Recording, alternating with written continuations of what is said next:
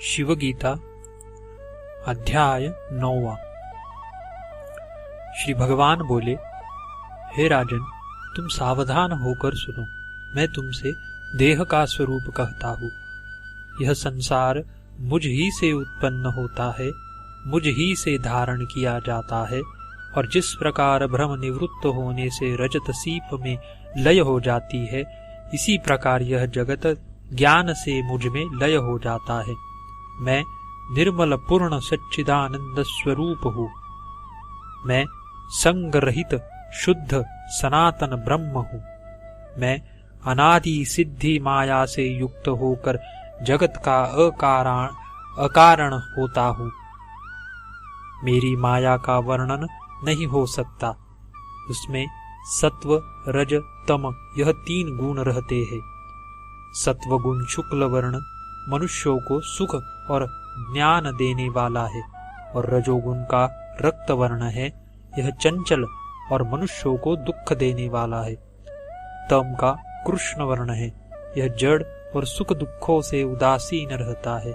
इसी कारण मेरे संयोग से वह त्रिगुणात्मिका माया मेरे ही अधिष्ठान से इस प्रकार जगत को रचना करके दिखाती है।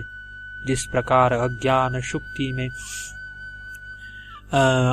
से शुक्ति में रजत और रस्सी में सर्प दिखाई देता है, मुझसे माया के द्वारा आकाश आदि की उत्पत्ति होती है। मुझसे प्रथम आकाश, आकाश से वायु, वायु से अग्नि, अग्नि से जल, जल से पृथ्वी उत्पन्न होती है। उन्हीं 5 से उत्पन्न हुआ यह सब देह पंचभूतात्मक कहलाता है। पिता माता के भक्षण किए अन्न से यह षटकोशात्मक शरीर उत्पन्न होता है, जिसमें स्नायु, अस्थि और मज्जा पिता के कोश से उत्पन्न होते हैं। त्वचा, मांस और रुधिर यह माता के वीर्य से उत्पन्न होते हैं। इसी प्रकार माता और पिता संबंधी षटकोशात्मक देह में माता से उत्पन्न होने वाले, पिता से उत्पन्न होने वाले, रज से उत्पन्न होने वाले तथा आत्मा से उत्पन्न होने वाले 4 पदार्थ है। उसमें रक्त, मेदा, मज्जा, प्लीहा, यकृत, गुदा, हृदय, नाभि इत्यादि मृदु पदार्थ माता से उत्पन्न होते हैं। श्मश्रु, लोम, केश, स्नायु, शिरा, धमनी, नाड़ी, नख, दंत, वीर्य आदि स्थिर पदार्थ पिता के संबंध से होते हैं। पुष्टता, वर्ण, तृप्ति, बल, अवयवों की दृढ़ता, अलोलुपता, उत्साह इत्यादि रज से उत्पन्न होते हैं। इच्छा, द्वेष, सुख, दुख, धर्म, अधर्म, भावना, प्रयत्न, ज्ञान, आयुष्य, इंद्रिय इत्यादि यह आत्मज अर्थात आत्मा से उत्पन्न हुए कहलाते हैं। श्रोत्र, त्वचा, चक्षु, जिह्वा और घ्राण यह 5 ज्ञानेन्द्रिय कहते हैं। क्रम से ही शब्द, स्पर्श, रूप, रस, गंध यह 5 इनके विषय है। वाणी, हाथ, पैर, गुदा और उपस्थ यह 5 कर्मेंद्रिय है। बोलना, लेना, देना, चलना, मल विसर्जन और रति यह क्रम से 5 इंद्रियों के 5 कार्य और मन उभयात्मक है। मन, बुद्धि, अहंकार और चित्त यह अंतःकरण के 4 भेद है। सुख और दुख यह मन का विषय है। स्मृति, भय, विकल्प इत्यादि मन के कर्म हैं, और जो निश्चय करता है उसी को बुद्धि कहते हैं, और जो निश्चय करती है उसी को बुद्धि कहते हैं। और अहम, मम यह जो अहंकारात्मक मन की वृत्ति है, इसे ही चित्त कहते हैं। यह अंतःकरण भी रजोगुणादि के भेद से 3 प्रकार का है। सत, रज, तम यह 3 गुण है। जब सतोगुण प्रधान होता है तब आस्तिक्य बुद्धि, स्वच्छता, धर्म में रुचि इत्यादि सात्विक धर्म प्राप्त होते हैं, और जब रजोगुण होता है तो काम, क्रोध, मद इत्यादि होते हैं। तमोगुण की प्रधानता में निद्रा, आलस्य, प्रमाद, वंचना होती है। इंद्रियों की प्रसन्नता, आरोग्य, आलस्य का न होना यह गुण सत्व से उत्पन्न होते हैं। इन 5 महाभूतों की मात्रा से उत्पन्न हुआ यह देह उनके गुणों को धारण करता है। उनमें शब्द, श्रोत्र, इंद्रिय, वाणी, कुशलता, लघुता, धैर्य और यह बल 7 गुण आकाश से इस स्थूल देह में प्राप्त होते हैं। स्पर्श गुण, त्वगिंद्रिय, उत्क्षेपण यानी ऊपर को फेंकना, अवक्षेपण यानी नीचे को फेंकना, आकुंचन यानी सकोड़ना, प्रसारण यानी फैलना, गमन यानी चलना, यह 5 कर्म है। प्राण, अपान, व्यान, समान, उदान, यह 5 प्राण है। नाग, कुर्म, कुरकल, देवदत्त, धनंजय, यह 5 उपप्राण कहलाते हैं। यह एक ही वायु के विकार को प्राप्त होने पर 10 नाम धर लिए हैं। उसमें प्राण पवन मुख्य है, जो नाभि से लेकर कंठ तक स्थित रहता है और नासिका, नाभि तथा हृदय कमल में गमन करता है। शब्द के उच्चारण, निःशब्द निश्वास और श्वासादिक का यही कारण है। गुद, लिंग, कटी, जंघा, उदर, नाभि, कंठ, अंडकोश, जोड़ों की संधि और जंघाओं में अपान वायु रहता है। उसका कर्म मूत्र और पुरीश का विसर्जन यानी त्याग करना है। नेत्र, कर्ण, पाव के घुटने, जिह्वा तथा नासिका, इन 5 स्थानों में व्यान वायु रहता है। प्राणायाम, रेचक, पूरक, कुंभक इसके कर्म है। समान वायु सब शरीर में व्याप्त होकर जठराग्नि के सहित 72,000 नाड़ियों के रंध्र में संचार करता है। भोजन किए और पिए हुए संपूर्ण रसों के देह की पुष्टि के निमित्त लेकर चरण, हाथ और अंग की संधियों में उदान वायु रहता है। देह का उठना चलना यह इसका कर्म कहा है। त्वचा, मांस, रक्त, अस्थि और स्नायु, इन 5 धातुओं के आश्रय नागादि 5 उपप्राण रहते हैं। डकार, हुचकी, यह नाग पवन का कर्म। पलक खोलना, लगाना, कटाक्ष, यह कुर्म का कर्म। भूख प्यास, छींकना, कुरकल का कर्म है। आलस्य, निद्रा, जंभाई, देवदत्त का कर्म है और शोक और हास्य धनंजय का कर्म है। अग्नि के धर्म चक्षु, कृष्ण, नील, शुक्ल इत्यादि रूप भोजन का पाक, स्वतः प्रकाश, क्रोध, तीक्ष्णपन, क्रूशता, ओज, इंद्रियों का तेज, संताप, शूरता और बुद्धि, यह गुण तेज से प्राप्त होते हैं। और रसनेन्द्रिय, रसशीत, चिकटापन, द्रवत्व, पसीना और संपूर्ण अवयवों में कोमलता, यह धर्म जल से उत्पन्न होते हैं।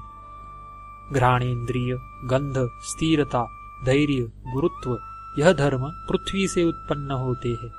त्वचा, रुधिर, मांस, मेदा, अस्थि, मज्जा और शुक्र, यह 7 धातु शरीर को धारण करते हैं। पुरुषों का भक्षण किया अन्न जठराग्नि से 3 भाग हो जाता है।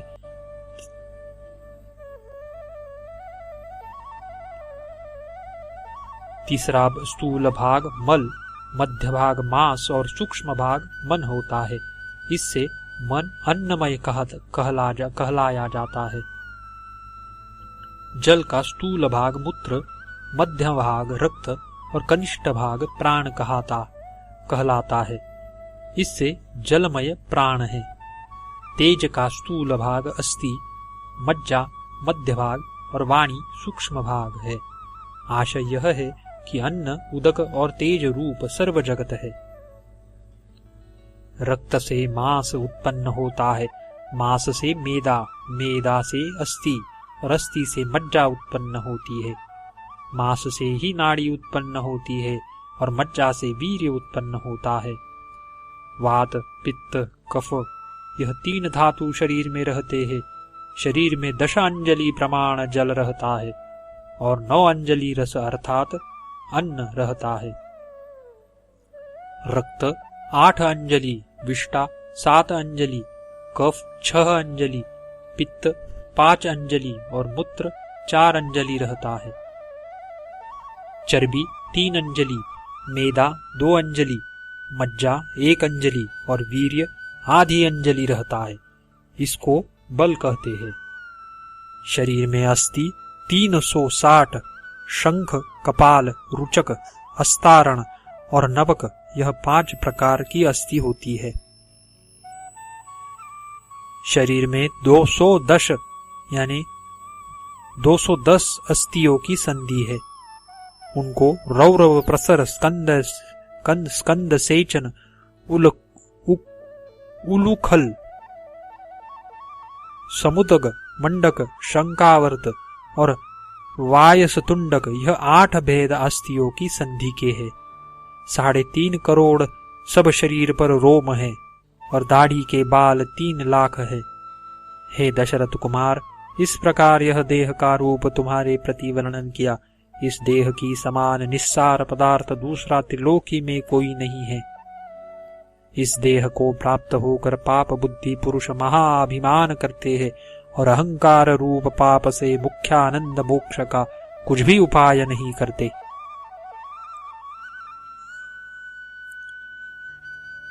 यह महाशोक की बात है। इस कारण मुमुक्षु को वैराग्य दृढ़ होने की निमित्त यह स्वरूप जानना अवश्य है। इति श्री पद्म पुराणे शिवगीतासु उपनिषत्सु ब्रह्म विद्यायां योगशास्त्रे शिवराघव संवादे देह स्वरूप निर्णयो नाम 9मोऽध्यायः।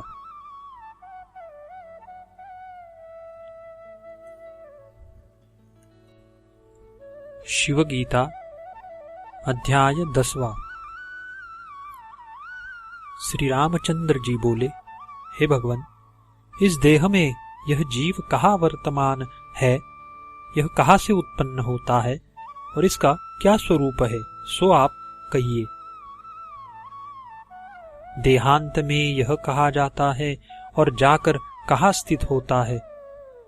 देहांत में यह कहा जाता है और जाकर कहाँ स्थित होता है और फिर देह में किस प्रकार आता है, वा नहीं आता, सो आप कहिए। श्री भगवान बोले, हे महाभाग, बहुत अच्छी बात पूछी है, जो गुप्त से भी गुप्त है, जिसे इंद्रादि देवता और ऋषि भी कठिनता से नहीं जान सकते। हे रघुनंदन, मैं भी यह किसी दूसरे से नहीं कहना चाहता, परंतु तुम्हारी भक्ति से प्रसन्न होकर मैं कहता हूँ। मैं ही सत्य स्वरूप, ज्ञान स्वरूप, अनंत परमानंद परमात्मा, परम ज्योति, माया से मोहित जीवों को न दिखने वाला, संसार का कारण, नित्य विशुद्ध, संपूर्ण का आत्मा, सर्वांतर्यामी, निस्संग, क्रिया रहित, सब धर्मों से परे, मन से भी परे हूँ। मुझे कोई इंद्रिय नहीं ग्रहण कर सकती। मैं संपूर्ण का ग्रहण करने वाला हूँ। मैं संपूर्ण लोक का ज्ञाता हूँ और मुझे कोई नहीं जानता। मैं संपूर्ण विकारों से रहित हूँ। बाल्य यौवनादि परिणाम आदि विकार भी मुझ में नहीं है। जहाँ मन के सहित जाकर वाणी निवृत्त हो जाती है, उस आनंद ब्रह्म मुझको प्राप्त होकर यह प्राणी फिर कहीं से भी भय को प्राप्त नहीं होता है। जो संपूर्ण प्राणियों को मुझ में देखता है और मुझे संपूर्ण प्राणियों में देखता है, वह निंदा रहित हो जाता है। जिसको संपूर्ण प्राणी आत्मा रूप दिखते हैं, उस सर्वत्र एक रूप देखने वाले को शोक और मोह नहीं होता। यह संपूर्ण भूतों में गुप्त रूप आत्मा प्रकाशित नहीं होता, परंतु संपूर्ण में वर्तमान है। सूक्ष्मदर्शी श्रवण मनन निधिध्यासन साधना करने वाले पुरुषों को अग्रबुद्धि से दिखता है, दूसरे मनुष्यों को नहीं दिखता है। अनादि माया से युक्त निर्विकार अविनाशी एक मैं ही नाम रूप रहित ब्रह्म जगत का कर्ता परमेश्वर हूँ। जिस प्रकार विद्या के साक्षीभूत ज्ञान पर स्वप्न में त्रिलोकी की कल्पना की जाती है, इसी प्रकार मुझ में यह सब जगत उत्पन्न हो दिखता है, स्थिति पाता है और लय हो जाता है। अनेक प्रकार की अविद्या के आश्रय होकर जीव रूप से भी मैं ही निवास करता हूँ। 5 कर्मेंद्रिय और 5 ज्ञानेंद्रिय, मन, बुद्धि, अहंकार, चित्त, यह चारों 5 प्राण, यह सब मिलकर लिंग शरीर को उत्पन्न करते हैं। उसी लिंग शरीर में अविद्या युक्त यह चैतन्य का प्रतिबिंब पड़ता है। उसी को व्यवहार में जीव, क्षेत्रज्ञ और पुरुष कहते हैं। वही जीव अनादि काल से पुण्य पाप से निर्मित हुए स्थावर जंगमादि देहों में वास कर शुभाशुभ कर्म का फल भोगता है। उसी को परलोक गति होती है तथा वही जागृत, स्वप्न, सुषुप्ति इन 3 अवस्थाओं का भोगता है। जैसे दर्पण के मलिन होने में मुख भी मलिन दिखता है, इसी प्रकार अंतःकरण के दोषों से आत्मा विकारी दिखता है। अंतःकरण और जीव इन दोनों के परस्पर अध्यास के कारण और एक भाव का अभिमान करने से परमात्मा भी दुखी सा प्रतीत होता है। वास्तव में सब दुख का धर्म अंतःकरण में है, जीव में नहीं। परंतु जिस प्रकार चंद्रमा का प्रतिबिंब जल में पड़ने से वह जल के चलायमान होने से चलायमान विदित होता है, इसी प्रकार अंतःकरण के सुख दुख होने से वही जीव में आरोपण किए जाते हैं।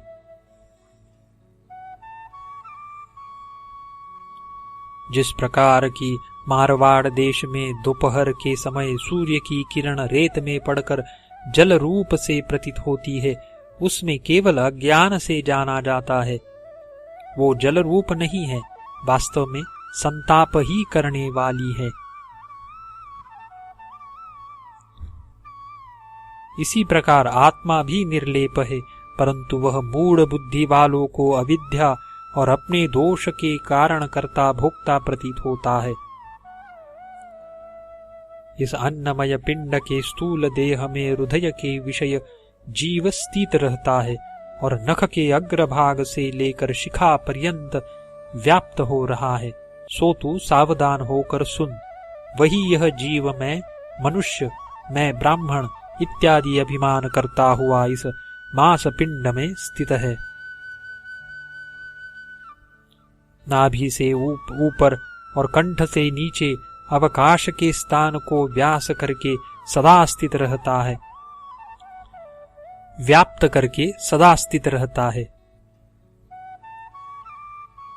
इतने ही स्थान के बीच में हृदय है, जिसका स्वरूप डंडी सहित कमलकली के समान है। उसका मुख नीचे को है, उसमें सूक्ष्म और सुंदर एक छिद्र है, उसी को दहराकाश कहते हैं। उसमें जीव रहता है। केश के अग्रभाग का 100वां भाग कर फिर उसका भी 100वां भाग करके जो प्रमाण किया जाए, वही सूक्ष्मता जीव की जाननी चाहिए। वस्तुतः तो जीव के स्वरूप का प्रमाण नहीं है कि ऐसा है और इतना है। जिस प्रकार कदम्ब के फूल को मध्ययाई चारों ओर केशर होती है, इसी प्रकार से हृदय स्थान से सहस्त्रों नाड़ी निर्गत हुई है, जो शरीर भर में व्याप्त है। वे हित और बल को देती है, इस कारण उनकी हित संज्ञा है। योगियों ने उन नाड़ियों की संख्या 72 सहस्त्र कही है। जिस प्रकार सूर्य से किरण निर्गत होती है, इसी प्रकार वे नाड़ी हृदय से निकली है। उनमें 101 मुख्य नाड़ियों ने संपूर्ण शरीर को वेष्टित कर दिया है और प्रत्येक इंद्रियों में 10-10 नाड़ी है। उन्हीं के द्वारा विषयों का अनुभव होता है। यह नाड़ी ही सुख दुख जागृत स्वप्नादि के साक्षात का कारण है। जिस प्रकार नदी जल को बहाती है, उसी प्रकार नाड़ी सुख दुख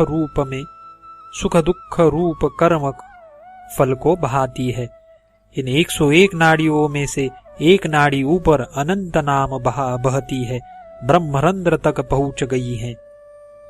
जो अनंत अर्थात सुषुम्ना नाम नाड़ी है, उसमें प्राप्त होकर यह जीव मुक्त हो जाता है। जिस समय वह अंतःकरण काम आदि दोष शून्य होता है, उस समय यत्न करने से योगी का आत्मा इस नाड़ी में प्राप्त होता है, परंतु उस समय सद्गुरु की कृपा और पूर्व ज्ञान की आवश्यकता है, कारण कि ज्ञान द्वारा मुक्ति प्राप्त होती है। जिस प्रकार से राहु अदृश्य रहकर भी चंद्रमंडल में दिखता है, इसी प्रकार सर्वत्र रहने वाला आत्मा लिंग देह में ही प्रतीत होता है। जिस प्रकार घट के ले जाने से घटाकाश भी लेकर जाया जाता है, इसी प्रकार सर्वत्र व्यापक भी जीवात्मा लिंग देह में ही प्रतीत होता है। यद्यपि वह सर्वत्र पूर्ण और निश्चल है, परंतु वह जागृत अवस्था में घटादि पदार्थों का चैतन्य प्रतिबिंब युक्त होने से अंतःकरण वृत्ति से व्याप्त होकर चंचल सा दिखता है। जिस प्रकार सूर्य दशों दिशाओं को व्याप्त करता है, इसी प्रकार निष्क्रिय और सर्व पदार्थों में व्याप्त लिंग देह के संबंध से उत्पन्न हुई अंतःकरण की वृत्ति नाड़ियों द्वारा बाहर जाकर विषयों में प्राप्त हो उन्हें प्रकाश करती है। अपने किए उन कर्मों के अनुसार जागृत आदि अवस्था में सुख दुख का साक्षात्कार जीव करता रहता है। संपूर्ण वृत्ति लिंग शरीर से उठती है। जब तक मोक्ष न हो तब तक लिंग शरीर का नाश नहीं होता। जिस समय ज्ञान द्वारा जीव और ब्रह्म का भेद मिट जाएगा और अविद्या सहित इस लिंग शरीर का नाश हो जाएगा, उस समय केवल आत्मा का अनुभव मात्र यानी अहम ब्रह्मास्मि इस स्वरूप में स्थिर होने से ही मुक्ति होती है। जिस प्रकार घट के उत्पन्न होते ही घटाकाश उसमें प्राप्त हो जाता है और उसके नष्ट होने से वह अपने स्वरूप में अवस्थान करता है, इसी प्रकार माया के नष्ट होने से आत्मा अपने स्वरूप में अवस्थान करता है। जब जागृत अवस्था में भोग देने वाले कर्मों का क्षय होकर स्वप्न काल में भोग देने वाले कर्म जागृत समय के देह गेहादि विषय के साक्षात करने वाले जानकर छिपाकर जब जागृत होते हैं, तब इस प्रकार से परमेश्वर की इच्छा से पूर्व अनुभव किया हुआ स्वप्न समय के विषय का जागृत होने पर यह मायावी अविद्योपादि जीव माया की निद्रा के योग से जागृत अवस्था में भी स्वप्न से भिन्न स्वरूप अवस्था की ओर देखता है। घटपटादि विषय, बुद्धि आदि इंद्रिय और स्वप्न समय के भोग देने वाले पदार्थ की समान सब सृष्टि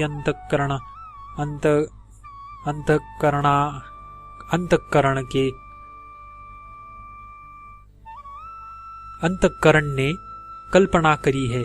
जिस प्रकार इकला मनुष्य स्वप्न में अनेक मनुष्य देखता है, भोग भोगता है और संसार की सब रचना भिन्न भिन्न जानता है, यथार्थ में एक ही है, इसी प्रकार वास्तविक आत्मा है, परंतु अंतःकरण की कल्पना से यह जगत अनेक भाव से दिखता है।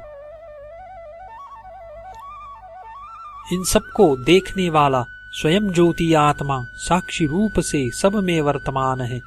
इस अवस्था में अंतःकरण आदि सर्व पदार्थों की वासना भावना से की हुई असत्य होने से वह वासना रूपी ही है और परमात्मा उस ही स्थान में वासना मात्र से साक्षी है।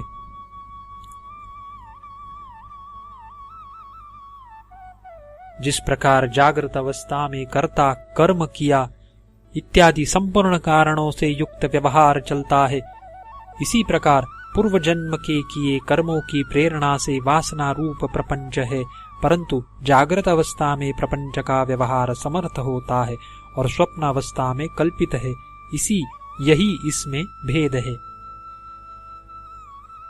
संपूर्ण बुद्धि वृत्ति का साक्षी आत्मा स्वयं ही प्रकाश करता है।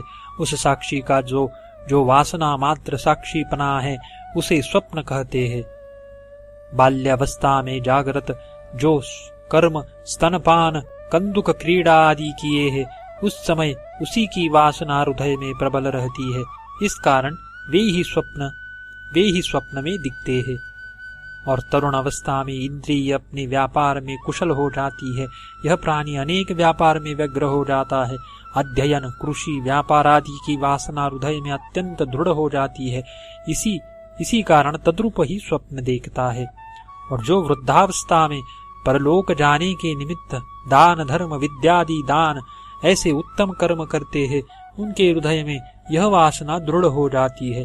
तो प्रायः यह भी इसी प्रकार के स्वप्न देखते हैं कि हमने दान किया, इस प्रकार लोक की प्राप्ति हुई। जिस प्रकार से श्वेन पक्षी आकाश में भ्रमण करते जब थक जाता है, तब विश्राम का और कोई उपाय नहीं देखकर निज पंखों को सकोड़कर अपने घोंसले में विश्राम लेता है, इसी प्रकार जागृत और स्वप्न अवस्था में विचारने से जब आत्मा श्रांत होता है, तब संपूर्ण इंद्रियों के शिथिल होने से सब साधनाओं को लय कर देता है, अर्थात संपूर्ण इंद्रियों के व्यापार को समाप्त कर निद्रित हो जाता है। नाड़ियों के मार्ग से इंद्रिय की वासना को आकर्षण कर जागृत और स्वप्न अवस्था के सब कार्य समाप्त कर आत्मा लीन हो जाता है। जिस समय यह माया से आच्छादित चैतन्य अव्याकृत स्वरूप में लय होता है, उस समय संपूर्ण प्रपंच लय हो जाता है। परंतु यह लय आत्यंतिक नहीं है, इसमें केवल कार्य रूप का नाश होता है। कारण रूप वासना बनी रहती है। जिस पुरुष की किसी स्त्री को अत्यंत इच्छा हो और वह उसे प्राप्त हो जाए, उसके संभोग से जो सुख हो जाता है उसकी सीमा है, परंतु उससे कहीं अधिक सुख निद्रावस्था में जीव को आनंदमय कोश में प्राप्त होने से होता है। जब जीव को बाह्य विषय का ज्ञान नहीं होता, वह अंतर अर्थात मोक्ष की अवस्था की समान, जिसमें विषय वासना अत्यंत निवृत्त होती है, निवृत्त वासना वाला भी नहीं होता। निद्रावस्था में जीवात्मा जब ईश्वर को प्राप्त होता है, तब जागृत आदि अवस्था में जैसे ईश्वर से भिन्न रहता है, तैसा भी भिन्न रहता है, तब भी भेद नहीं जाता। ऐसा होने से ही वह उस समय दुख रहित होता है, क्योंकि कारणात्मा में उसका साम्य माना जाता है, एकत्व पाता है, इस कारण औपचारिक है। जो भी उस अवस्था में अविद्या की सूक्ष्मत्व वृत्ति आने से जैसे सुख अनुभव करता है, उस सुख को जैसे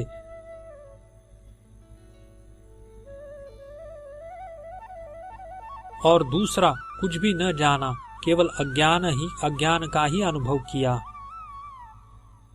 परंतु यह अज्ञान भी साक्षी आदि की वृत्ति से अनुभव किया जाता है कि सुख से सोया। यदि साक्षी न हो तो सुख से सोने की स्मृति किसी प्रकार नहीं हो सकती, क्योंकि गाढ़ निद्रा में सोते समय तो उसे सुख का अनुभव होता नहीं, उसके पश्चात जागृत होकर साक्षी के द्वारा जानता है। जागृत, स्वप्न, सुषुप्ति यह तीन अवस्था जैसी इस लोक की है, तैसी देवलोक की भी है। सुषुप्ति के अंत में जब जागृत अवस्था आती है, तो अपने कारण रूप जीव के प्रारब्ध के कर्म से फिर इंद्रिय इस प्रकार जाग उठती है, जिस प्रकार अग्नि से विस्फुलिंग यानी चिंगारियां उठने लगती है। इसी प्रकार सूक्ष्म रूप में लीन हुई इंद्रियों में उठती है। जिस प्रकार जल भरा हुआ घड़ा जल में डुबा दो और यदि उसे फिर निकालो तो वह उस जल से भरा ही आता है, इसी प्रकार से यह जीवात्मा इंद्रिय आदि सहित कारण में लय को प्राप्त हो, उन इंद्रियों सहित ही जागृत अवस्था को प्राप्त होता है। विज्ञानात्मा यानी जीव, कारणात्मा यानी ईश्वर, यह दोनों वास्तव में एक ही रूप है, परंतु अविद्या के प्रपंच से उनमें भेद प्रतीत होता है। जब यह अविद्या नष्ट हो जाए तो ऐसा नहीं होता, उस समय दोनों एक रूप हो जाते हैं। जिस प्रकार से एक ही सूर्य जलादि पदार्थों से प्रतिबिंबित होने से अनेक रूप दिखता है और जल के चलायमान होने से सूर्यादि में ही चंचलता प्रतीत होती है, इसी प्रकार कूटस्थ एक जीवात्मा ईश्वर एक ही है और अनेक देहों में प्रतिबिंबित जीव रूप से प्रविष्ट होकर अनेक रूप और गमनागमनादि रूप से दिखता है।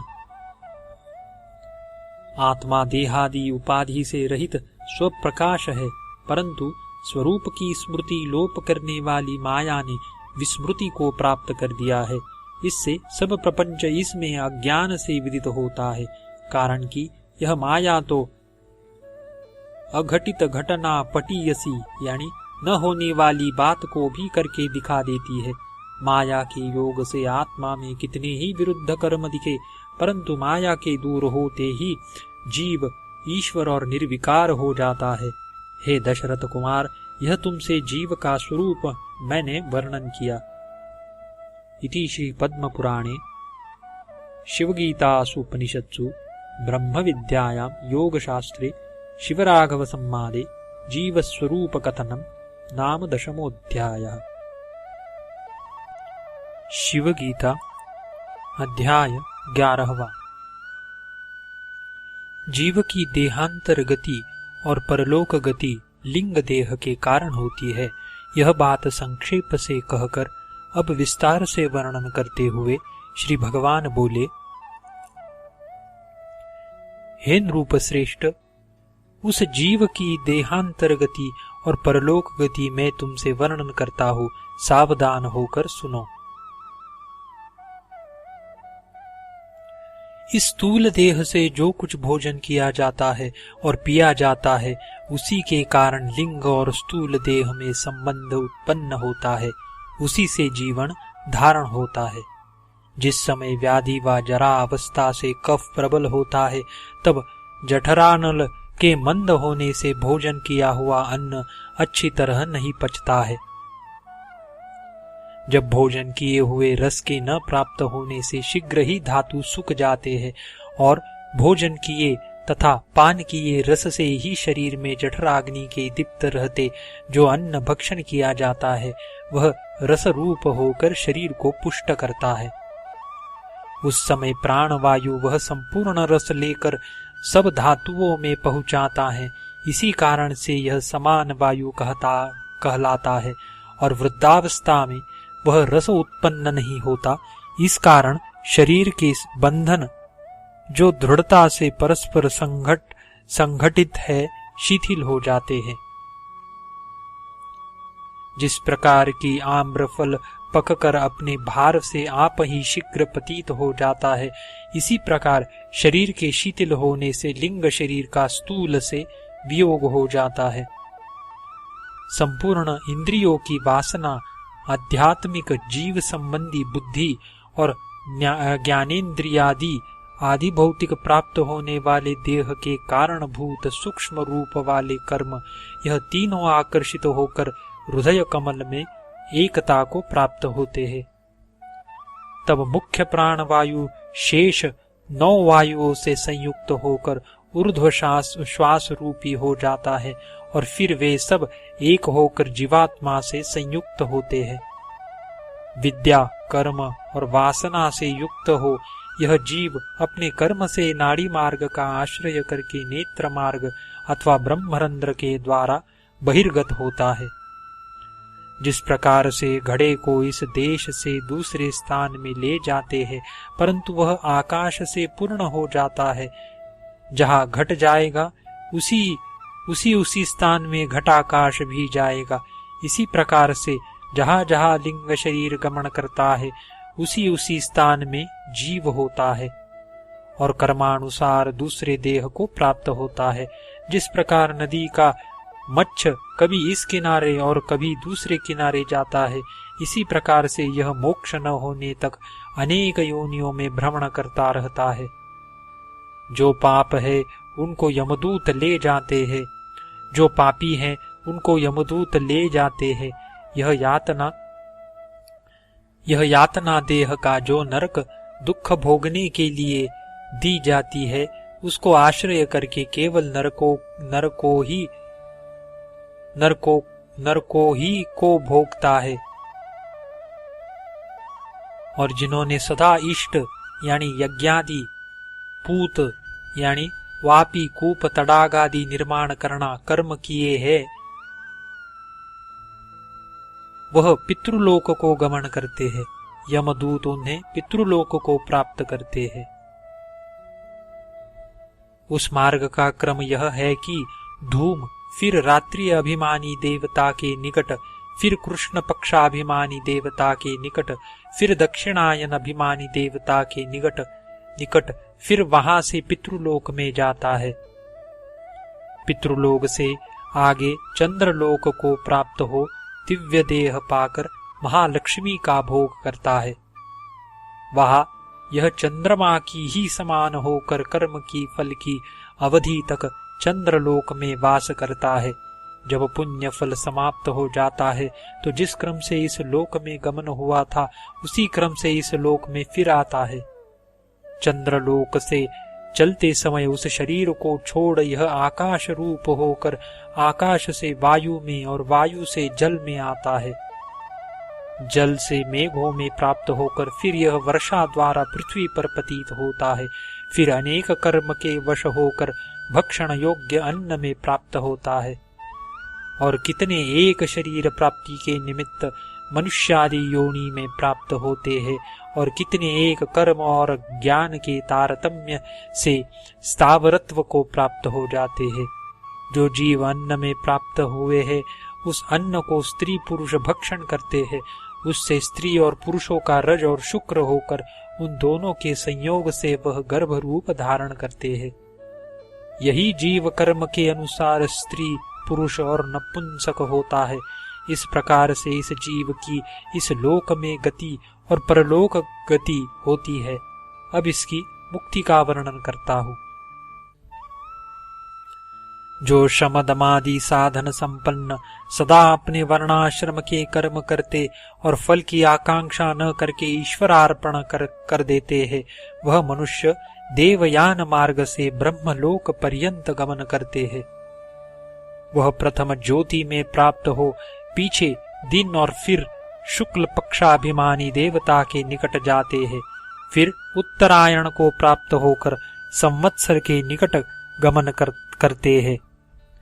फिर सूर्य लोक को प्राप्त होते हैं। चंद्रलोक से भी ऊपर विद्युत लोक को प्राप्त होते हैं। फिर उससे आगे कोई एक पुरुष दिव्य देह को प्राप्त हो ब्रह्मलोक को जाते हैं और वहां से यहाँ नहीं आते हैं। ब्रह्मलोक में प्राप्त होकर दिव्य देह के आश्रित हो यह जीव रहता है। उस दिव्य देह से ब्रह्मलोक में अनेक प्रकार के मन इच्छित भोगों को भोगता हुआ बहुत काल तक उस स्थान में वास कर ब्रह्मा के साथ मुक्त हो जाता है। उसकी फिर आवृत्ति नहीं होती। जिस प्रकार से स्वप्न में देखी हुई सृष्टि जागृत होते ही लय हो जाती है, इसी प्रकार से ब्रह्म ज्ञान प्राप्त होने से यह सब सृष्टि लय हो जाती है। और जिन्होंने केवल पाप ही किए हैं और उपासना तथा पुण्य कर्म से रहित, उनकी तीसरी गति अर्थात नरक होता है। वे अनेक प्रकार के रौरव, महारौरव, घोर नरकों को भोग कर पीछे शेष कर्मों के अनुसार क्षुद्र जंतुओं के शरीर को प्राप्त होते हैं। पृथ्वी में लीख, मच्छर, डांश आदि का जन्म लेता है। इस प्रकार से जीव की गति तुमसे वर्णन की। अब और क्या सुनने की इच्छा है? श्री राम उवाच। रामचंद्र जी बोले, हे भगवान, आपने उपासना और कर्मफल से अनेक प्रकार के चंद्रलोक और ब्रह्मलोक की प्राप्ति वर्णन की, सो यथार्थ है। गंधर्वादि लोक और इंद्रादि लोकों में किस प्रकार से भोग प्राप्त होते हैं? कोई देवता, कोई इंद्र और कोई गंधर्व होता है। हे शंकर, यह कर्म का फल है व उपासना का फल है, सो कृपा करके वर्णन कीजिए। इसमें मुझे बड़ा संदेह है। श्री भगवान उवाच। शिव जी बोले, उपासना और शुभ कर्म इन दोनों ही के योग से फल प्राप्त होता है, वह हम वर्णन करते हैं। जो मनुष्य युवा, सुंदर, शूर, निरोग और बलवान हो, वह यदि सप्तद्वीप युक्त पृथ्वी को निष्कंटक भोग करता हो, उसका नाम मानुषानंद है। यह आनंद साधारण मनुष्यों को देह प्राप्त होने वाले आनंद से 100 गुना अधिक है। जो मनुष्य तप आदि से संयुक्त हो वह गंधर्व होता है। मनुष्यों के आनंद से 100 गुना आनंद गंधर्व को प्राप्त होता है। इसी प्रकार से ऊपर ऊपर पितृलोक देवादि लोक में उत्तरोत्तर 100 गुना आनंद बढ़ता जाता है। उनमें भी देवता, देवता से इंद्र, इंद्र से बृहस्पति, बृहस्पति से ब्रह्मदेव, ब्रह्मदेव से ब्रह्मानंद उत्तरोत्तर 100 गुना अधिक है। ज्ञान के आनंद से अधिक आनंद तो देवलोक में भी नहीं है, कारण कि ज्ञानी को किसी भी वस्तु की अपेक्षा नहीं है, कहीं से भय नहीं है। जो ब्राह्मण क्षत्रिय आदि वेद वेदांग के पारगामी निष्पाप और निष्काम है और भगवत की उपासना करने वाले हैं, वह अनुक्रम से उत्तर उत्तर आनंद को प्राप्त होते हैं। परंतु हे दशरथ कुमार, यह जो कुछ आनंद है सो आत्मज्ञान की बराबर नहीं है। इससे आत्मज्ञान का अनुष्ठान करना उचित है। इसीलिए आत्मज्ञान का अनुष्ठान करना उचित है। जो ब्राह्मण ब्रह्म देवता है उसे कर्मोपासना से कुछ प्रयोजन नहीं है, न उसकी कर्म में कुछ वृद्धि और न करने से कुछ हानि भी नहीं। जो शास्त्र ने विहित कर्मों का विधान और निषिद्ध कर्मों का निषेध किया है वह केवल जब तक ज्ञान नहीं तब तक है, ज्ञान होने पर कुछ नहीं। और यदि ज्ञानी लोक स्थापन के निमित्त करे तो भी कुछ हानि नहीं। इस कारण से ज्ञानवान ब्राह्मण सबसे श्रेष्ठ है। जो कोई पुण्यवान ज्ञानी जानकर कर्म करता है उसके पुण्य का फल अक्षय होता है। जिस फल को मनुष्य करोड़ ब्राह्मण के भोजन कराने से प्राप्त होता है वह फल एक ज्ञानी के भोजन कराने से प्राप्त हो जाता है। जो वस्तु ज्ञानी जनों को दिए जाती है वह करोड़ गुना मिलती है, और जो मनुष्यों में अधम ज्ञानी की निंदा करता है वह क्षय रोग को प्राप्त होकर मृतक हो जाता है, कारण कि ज्ञानी साक्षात ईश्वर है। हे रामचंद्र, जो निर्गुण को कठिन समझते हैं वह पहले सगुण उपासना करे।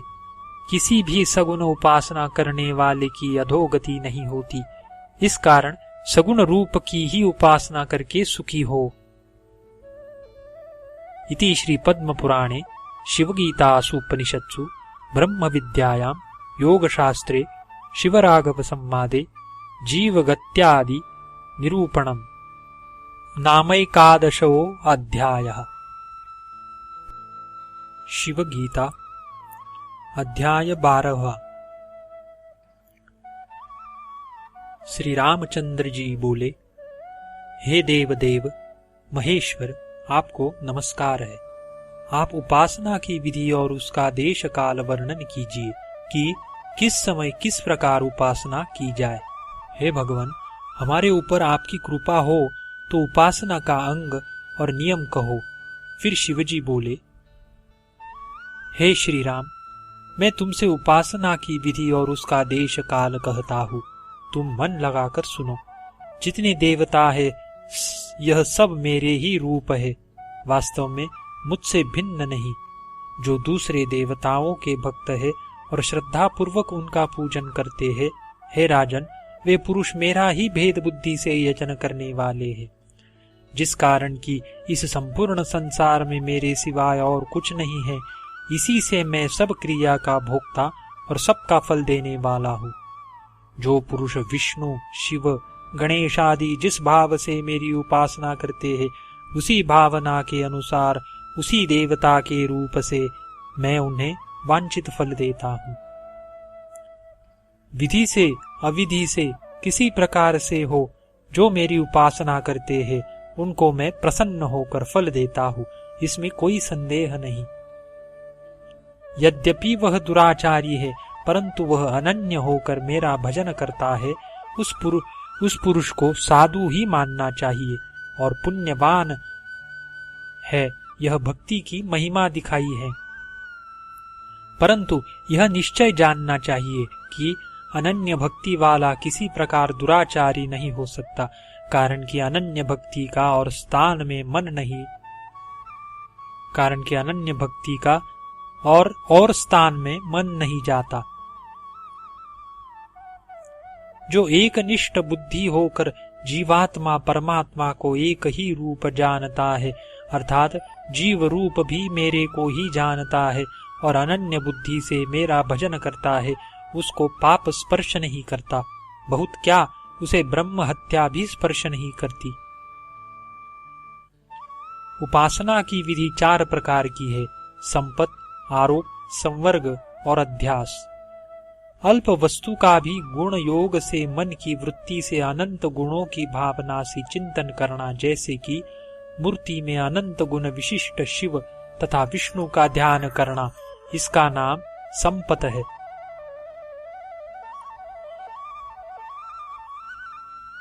एक देश व अंग में संपूर्ण उपास्य वस्तु का आरोप करके जो उपासना करना है, उसे आरोप कहते हैं। जैसे ओंकार की उद्गीत साम रूप से उपासना की जाती है।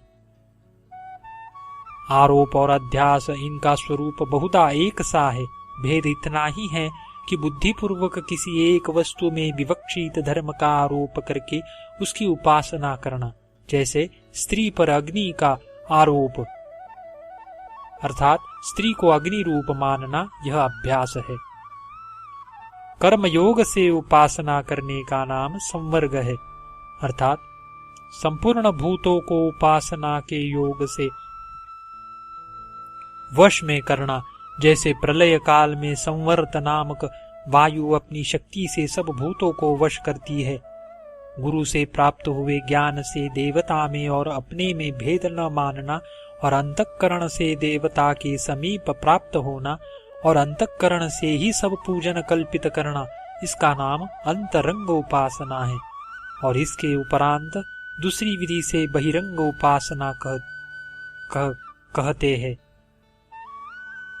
तब इस प्रकार किसी की उपासना करनी और कहाँ तक करनी, किसी भी देवता की उपासना करते हुए ध्यान से उस देवता के स्वरूप का जो ज्ञान होता है, उस ज्ञान को विजातीय ज्ञान से शिव का ध्यान करते हुए कामिनी के ध्यान से मध्य में विच्छिन्न न होकर व्यवधान रहित ज्ञान परंपरा से निधिध्यासना करके ध्यान योग्य देवताओं में अपनी बुद्धि लगाकर एक रूप का साक्षात होने पर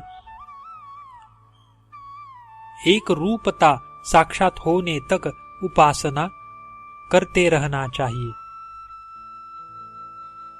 संपदादि जो 4 उपासना वर्णन की है, यह दृढ़ बुद्धि की उपासना तथा उपासना की परमावधि है। और सगुण उपासना इस प्रकार है कि मूर्ति की उपासना करने के समय उसके प्रत्येक अंगों में अक्षय दृष्टि लगाकर उपासना करनी चाहिए। इस उपासना के अंगों को श्रवण करो। उपासनाओं के योग्य देशों का कथन करते हैं कि तीर्थ और क्षेत्रादि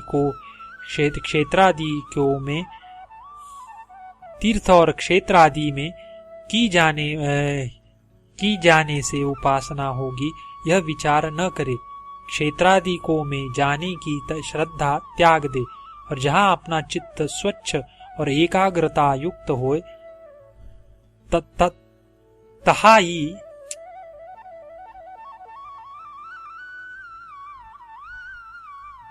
जहाँ अपना चित्त स्वच्छ और एकाग्रता युक्त होता है, वहाँ ही सुख से बैठकर उपासना करे। कंबल,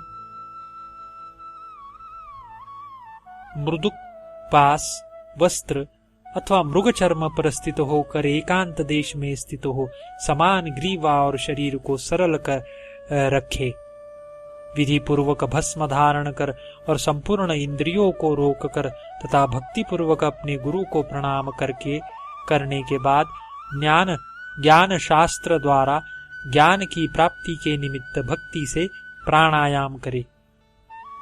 जिसका अंतःकरण मूढ़ और विवेक शून्य है, उसकी इंद्रिये दुष्ट घोड़ों की समान है। अर्थात जैसे दुष्ट घोड़े सारथी के वश में नहीं आते, वैसे ही दुष्ट इंद्रिय वाले उन्हें वश नहीं कर सकते।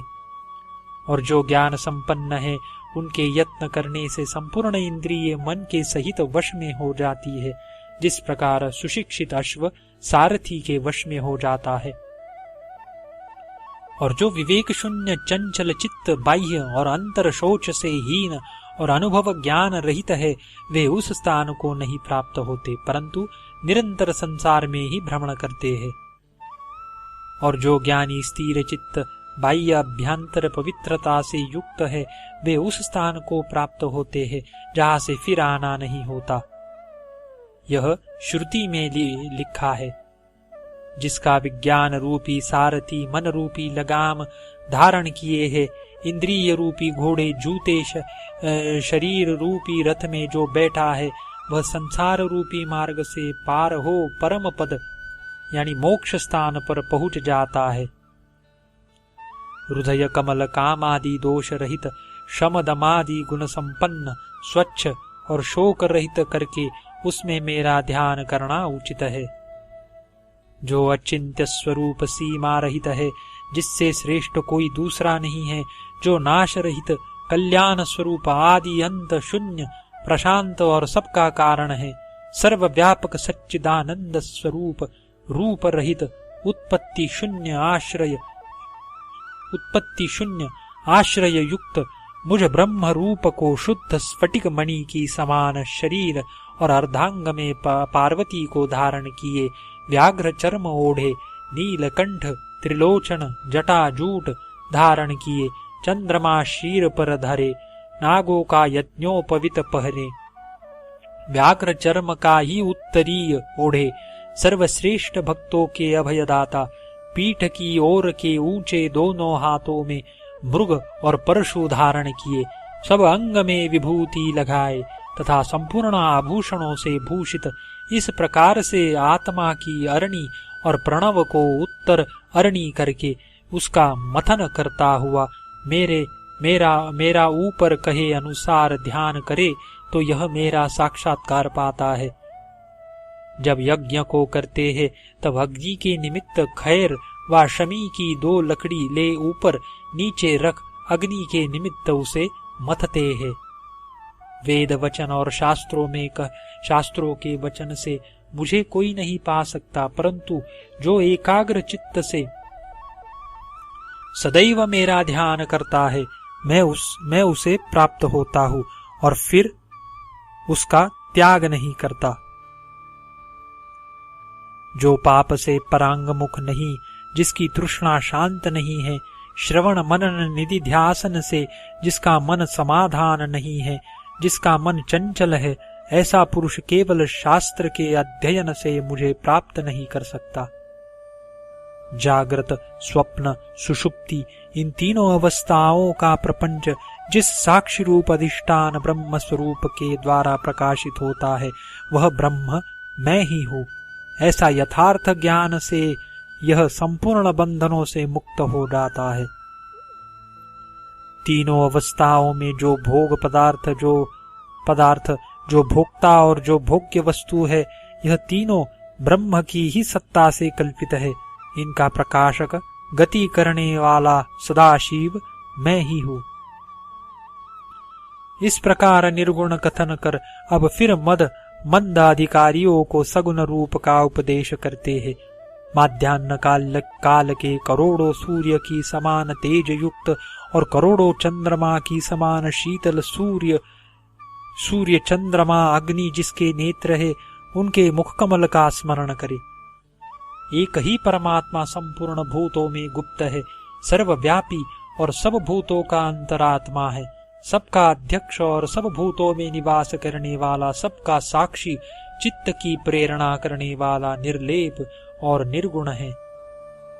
स्वाधिक सब भूतों का आत्मा वह एक ही देव है, माया रूप प्रपंच का बीज प्रकट करता है, वह पुरुष मैं ही हूँ। मुझको जो धीर पुरुष शास्त्र और आचार्य के उपदेश से साक्षात्कार करते हैं, उन्हीं को निरंतर शांति और कैवल्य मुक्ति प्राप्त होती है, दूसरों को नहीं। जिस प्रकार से एक ही अग्नि सब संसार में प्रविष्ट होकर उन काष्ठ लोह आदि में सीधे टेढ़े चतुष्कोण आदि रूप से उसी वस्तु के आकार सी हो जाती है, इसी प्रकार सबका अंतरात्मा एक ही है और शरीर में प्राप्त होने से उसी के आकार को उसी आकार जैसा प्रतीत होता है। यद्यपि उपाधि के वशीभूत होने से भिन्न प्रकार का प्रतीत होता है, तथापि सर्वलोक के दुख से वह दुखी और सुख से सुखी नहीं होता। जो विद्वान ज्ञानी मुझको सर्वांतर्यामी महान व्यापक स्वप्रकाश माया से रहित आत्मस्वरूप जानता है, वह संसार बंधन से मुक्त होता है। इसके सिवाय मुक्ति के प्राप्त होने का दूसरा उपाय नहीं है। तथा